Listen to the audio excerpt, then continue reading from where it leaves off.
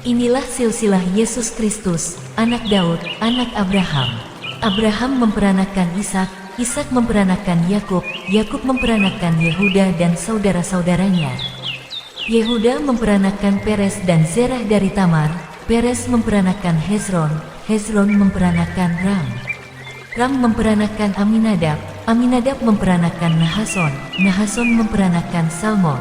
Salmon memperanakan Boas dari Rahab, Boas memperanakan Obed dari Rut, Obed memperanakan Isai. Isai memperanakan Raja Daud, Daud memperanakan Salomo dari istri Uria. Salomo memperanakan Rehabeam, Rehabeam memperanakan Abia, Abia memperanakan Asa. Asa memperanakan Yosafat, Yosafat memperanakan Yoram, Yoram memperanakan Uzia. Uzia memperanakan Yotam, Yotam memperanakan Ahas, Ahas memperanakan Hizkia.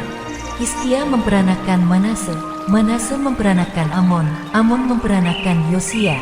Yosia memperanakan Yekonya dan saudara-saudaranya pada waktu pembuangan ke Babel. Sesudah pembuangan ke Babel, Yekonya memperanakan Siltil, Siltil memperanakan Zerubabel. Zerubabel memperanakan Abihud, Abihud memperanakan Eliakim, Eliakim memperanakan Azor. Azor memperanakan Zadok, Zadok memperanakan Ahim, Ahim memperanakan Eliud. Eliud memperanakan Eleazar, Eleazar memperanakan Matan, Matan memperanakan Yakub. Yakub memperanakan Yusuf suami Maria, yang melahirkan Yesus yang disebut Kristus. Jadi seluruhnya ada 14 keturunan dari Abraham sampai Daud, 14 keturunan dari Daud sampai pembuangan ke Babel, dan 14 keturunan dari pembuangan ke Babel sampai Kristus.